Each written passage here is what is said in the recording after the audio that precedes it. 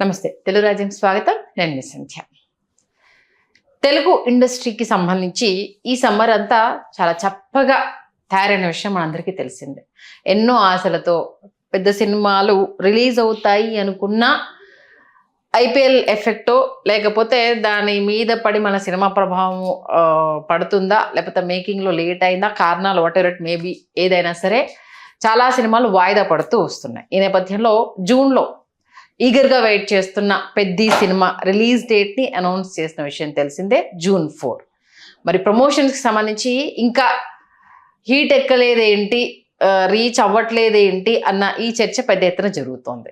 మరి పెద్ది ప్రమోషన్స్ని సుకుమార్ శిష్యుడు మన బుచ్చిబాబు గారు ఎలా తీసుకెళ్తారు అని కూడా చాలామంది వెయిట్ చేస్తున్నారు. మరి పెద్ద ప్రమోషన్స్ ఏమన్నా స్లోగా వెళ్తున్నాయా, లేకపోతే హడావుడి లేకుండా థియేటర్లో రిలీజ్ చేద్దాం అనుకుంటున్నారా, ఇంటర్వ్యూలో ఎలాంటి ఇంట్రెస్టింగ్ పాయింట్స్ రేజ్ అవుతాయి, ఇలాంటి అనేక అంశాలు తెర మీదకి వస్తున్నాయి.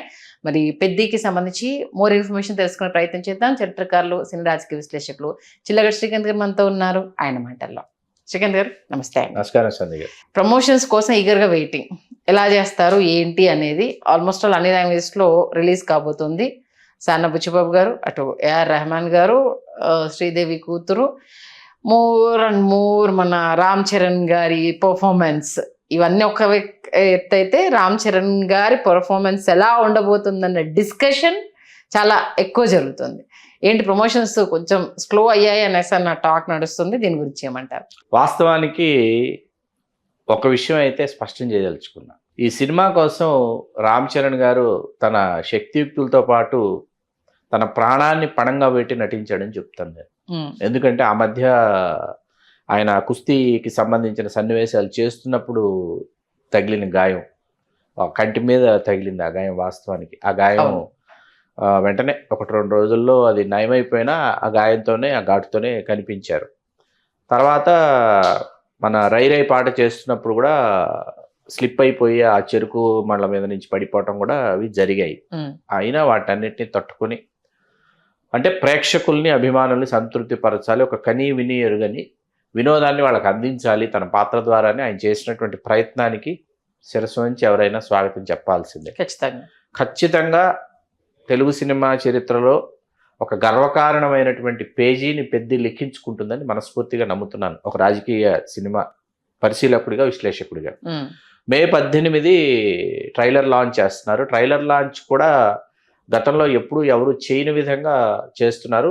మన ఉత్తర భారతదేశంలో భోపాల్లో ప్లాన్ చేశారు ట్రైలర్ లాంచ్. ట్రైలర్ లాంచ్ తర్వాత ఏంటంటే శృతి హాసన్ గారు పాల్గొంటున్నటువంటి ఐటమ్ సాంగ్ ఏదైతే ఉందో, ఐటమ్ సాంగ్కి సంబంధించి ఒక వీడియో సాంగ్గా దాన్ని రిలీజ్ చేయబోతున్నారు. నార్త్ ఇండియాలో వీడియో సాంగ్స్ రిలీజ్ చేస్తారు, అట్లా వీడియో సాంగ్ రిలీజ్ చేయబోతున్నారు. ఇప్పుడు కళ్ళు మూసి తెరిచే లోపు సినిమా ట్రైలర్ లాంచ్ కావచ్చు, తర్వాత ఈ వీడియో సాంగ్ ఐటమ్ సాంగ్ కావచ్చు, pre release event, back to back మీకు వచ్చేస్తాయి. ఫస్ట్ ఆఫ్ ఆల్ ఏంటంటే ఫైనల్ ఎడిటింగ్ ఏదైతుందో, ఫైనల్ ఎడిటింగ్ లాక్ అయిపోయింది. లాక్ అయిపోయిన తర్వాత అభిమానులందరూ ఊపిరి పీల్చుకున్నారనమాట. ఫైనల్ ఎడిటింగ్ లాక్ అయిపోయింది. 18 ట్రైలర్ లాంచ్, తర్వాత వీడియో సాంగ్ ఐటమ్ సాంగ్ ఏదైతుందో, ఆ తర్వాత ప్రీ రిలీజ్ ఈవెంట్. June 3 రాత్రి నుంచి ప్రీమియర్స్ మొదలైపోతాయి. June 4 విడుదల కాబట్టి సాయంత్రం నుంచి ప్రీమియర్స్ ఆల్మోస్ట్ ఆల్ మొదలైపోతాయి. కానీ విని ఎరుగని విజయం అయితే, ఘన విజయం అయితే సాధించబోతోంది పెద్ది. ఇంతకు మించి చెప్తే అభిమానుల అంచనాలు ఇంకా పెంచేసిన వాళ్ళం అయిపోతాం కాబట్టి చెప్పడం లేదు. కోడి రామ్మూర్తి నాయుడు గారి ప్రస్తావన కావచ్చు, కోడి రామ్మూర్తి నాయుడు గారి స్ఫూర్తి కావచ్చు, ఖచ్చితంగా శ్రీకాకుళం జిల్లా యొక్క ఆత్మ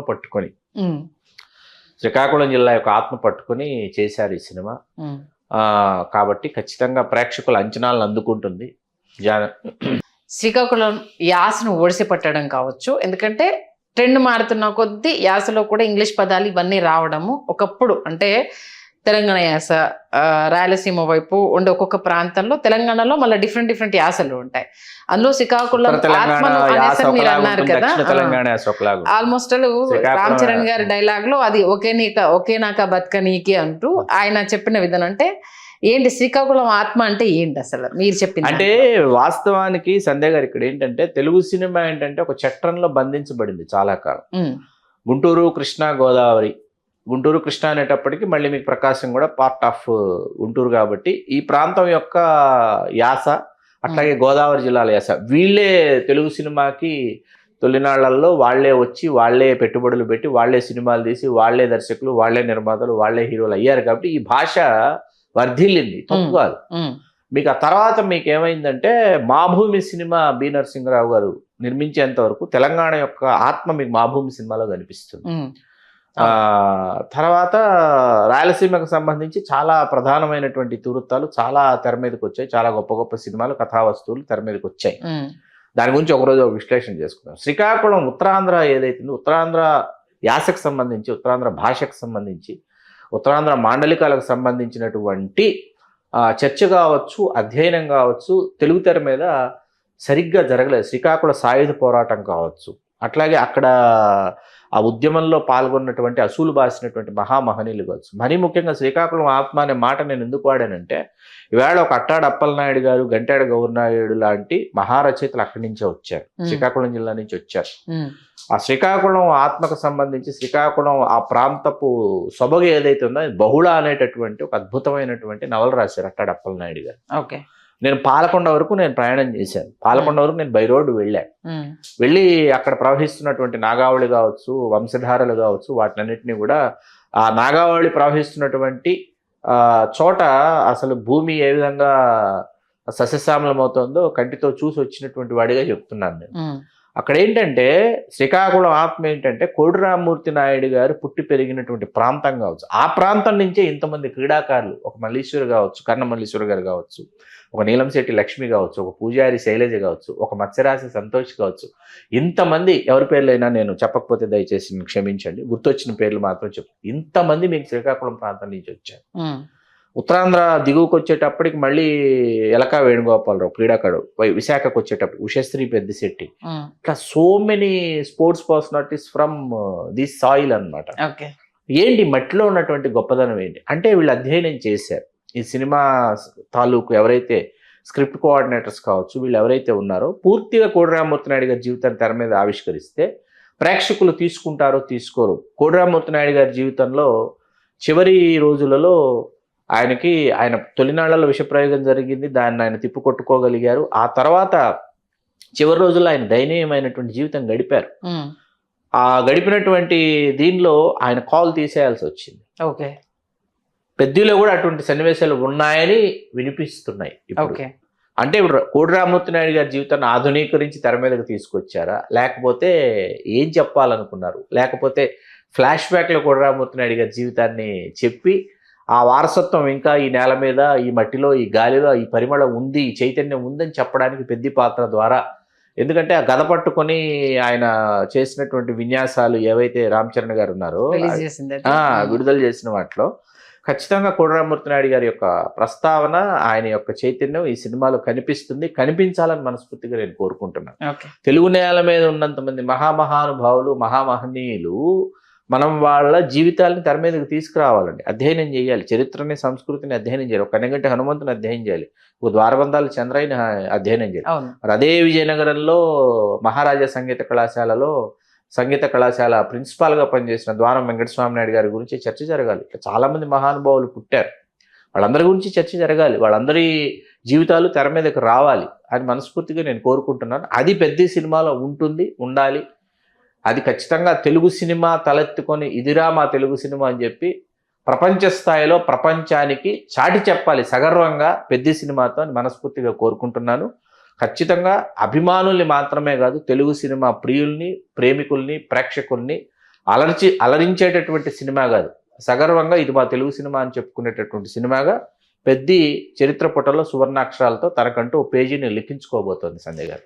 లిఖించుకోవాలి కూడా, ఎందుకంటే ఇప్పుడు సానా బుచ్చిబాబు గారు సెకండ్ మూవీ ఇంత పెద్ద క్యాస్టింగ్తో చేస్తున్నప్పుడు అప్కమింగ్ డైరెక్టర్స్కి ఆయన ఒక రోల్ మోడల్ అవుతారు ఇప్పుడున్న పరిస్థితుల్లో. అంటే డైరెక్టర్లకు అవకాశం ఇస్తే ఎంత అద్భుతంగా సినిమాని చూపిస్తారు అనేది, అది చూపిస్తారు అనేది. నెక్స్ట్ ఇంకొక ఇంట్రెస్టింగ్ పాయింట్ అంటే రామ్ చరణ్ గారు, జాన్వీ కపూర్ జోడీ హిట్ అయితే నెక్స్ట్ జగదేక వీరుడు అతిలోక సుందరి పార్ట్ 2 కి సంబంధించి సీక్వెల్ సీక్వెల్ పార్ట్ 2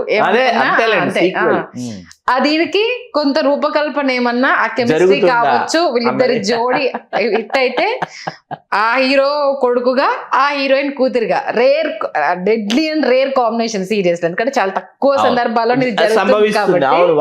ఎందుకంటే ఆ అందము ఉట్టిపడ్డము జాన్వీ కపూర్ అదృష్టం. అంటే అంత అందంగా శ్రీదేవిని పోల్చలేండి, మెగాస్టార్ గారిని పోల్చలేము, బట్ వారసులు కాబట్టి ఆ క్రెడిట్ మనం ఇవ్వాల్సి ఉంటుంది. కాబట్టి ఒక ఇంట్రెస్టింగ్ కాంబోతో మరొక సినిమా, అది జగదగుడు అతిలోక సుందరి అయితే చూడాలి అనేసి అని, ఈవెన్ అది రామ్ చరణ్ గారు చేస్తే చూడాలి అనేసి చిరంజీవి గారికి కూడా ఉంది. కాబట్టి ఈ కాంబినేషన్ హిట్ అయితే ఆ సినిమాకి ఏదైనా నాంది పలికే అవకాశం ఉంటుందేమో అని ఒక చిన్న ఆలోచన. దాంతోపాటు దీంట్లో రామ్ చరణ్ గారి ట్రాన్స్ఫర్మేషన్ అనేది సార్, అంటే యాజ్ ఎ క్రికెటర్ గా ఆయన కనిపించిన తీరు, మీరు అన్నట్టు గద పట్టుకొని ఆ కండలతో ఆయన కనిపించిన తీరు, ఆ ట్రాన్స్ఫర్మేషన్ ని అద్భుతంగా విజువలైజేషన్ చేసిన తీరుని చూస్తే సినిమా మీద హైప్ పెరిగిపోతుంది. అట్ ద సేమ్ టైం కొంత లేట్ అవుతూ ఉంటే ఒక భయాన్ని కూడా డ్రాగ్ చేస్తున్నారేమో అన్న ఒక ఆలోచన. కాదండి, ఆలస్యానికి సాంకేతిక కారణాలు అవే. సాంకేతికంగానే చాలా మంది ఈవేళ ఎక్కడ మీకు వీళ్ళు ఎదురు చూస్తున్నారు అంటే విఎఫ్ఎక్స్ స్టూడియోస్ దగ్గర ఎదురు చూస్తున్నారు, సినిమాటోగ్రాఫర్లు, డైరెక్టర్లు. అక్కడే మీకు ఆలస్యం అవుతుంది తప్ప, అంటే వీళ్ళు అనుకున్న విధంగా వాళ్ళు ఇవ్వాలి కదా అవుట్పుట్. వీళ్ళు ఊహించింది, వీళ్ళు ఎవరైతే ఏ ఊహల్లో వీళ్ళు ఏ విధమైనటువంటి దాన్ని ఆవిష్కరణ చేయాలనుకున్నారో అది ఇవ్వాలంటే వాళ్ళకు కూడా సమయం ఇవ్వాలి, కాబట్టి అక్కడే ఆలస్యం అవుతుంది. ఓకే, ప్రమోషన్స్ పరంగా అయితే కొత్త పంథా ఏదో ఎన్నుకున్నారు. చెప్పినట్టు ఫస్ట్ టైం నార్త్ ఇండియాకి వెళ్ళి భోపాల్లో చేస్తున్న ట్రైలర్ లాంచ్, ఆ తర్వాత వీడియో సాంగ్ కూడా అట్లాగే రిలీజ్ చేయబోతున్నారు, item song. Pre release event కి వచ్చేస్తారు. ప్రీ రిలీజ్ ఈవెంట్ ఎక్కడ అన్నది చూడాలి. ఏం చేస్తారు, వచ్చిన 2 సాంగ్స్ ఇప్పుడు యూట్యూబ్ ని షేక్ చేసి 4 పాటలే అండి, 4 పాటలే సినిమా, 4 సాంగ్స్. ఒకటి డ్యూయెట్ ఉంటుంది ఖచ్చితంగా జాన్వీ కపూర్ తో, ఒకటి ఐటమ్ సాంగ్. అవి కాకుండా 2 బిట్స్ ఉంటాయి. ఓకే, 2 బిట్స్ ఉంటాయి. అంటే మొత్తం స్టోరీ మీద కాన్సన్ట్రేషన్ చేస్తున్నారు అంతే. ఆల్మోస్ట్ సాంగ్స్ తగ్గించారు అని అంటే ఇప్పుడే రిలీజ్ అయిన 2 సాంగ్స్ సంచలనంగా మారిపోయాయి. ఇప్పుడు ఐటమ్ సాంగ్ అంటే మామూలుగా సుకుమార్ గారి సినిమాలో ఐటమ్ సాంగ్ ఒక ప్రత్యేకత ఉంటుంది, అందులో ఆయన శిష్యుడు కాబట్టి మరి ఈ సినిమాలో దాన్ని ఎలా చూపిస్తారు అనేది ఇంట్రెస్టింగ్ గా ఉంది. మంచి విశేషాలు అయితే అందించారు. ఖచ్చితంగా సినిమా హిట్ అవ్వాలి. అప్కమింగ్ డైరెక్టర్స్ కి అలాగే కలయికకు సంబంధించి ఇప్పుడు ఏఆర్ రెహమాన్ గారికి హిట్ అవసరమే. ఈ సినిమాతో ఆయన కూడా ప్రూవ్ చేసుకోవాల్సిన పరిస్థితి వచ్చింది కాబట్టి చూద్దాం మరి ఎలాంటి సెన్సేషన్స్ క్రియేట్ చేస్తుంది, ఎలా మెప్పించబోతుంది, ఎలా అలరించబోతుందని ఈగర్లీ అందరూ వెయిటింగ్. మంచి విశ్లేషణ అందించారు. ధన్యవాదాలు శ్రీకాంత్. ధన్యవాదాలు సండి. హలో, తెలుగు రాజ్యం ఛానల్ చూస్తున్నారా? సామాజిక రాజకీయ జీవన చిత్రణే తెలుగు రాజ్యం. అతిశయోక్తులు అసత్యాలు ఉండవు. రాజకీయ కోణం కాదు, ప్రజా కోణమే కొలబద్ద. తెలుగు రాజ్యం వీక్షణ మీ ఉత్తమ అభిరుచికి నిదర్శనం.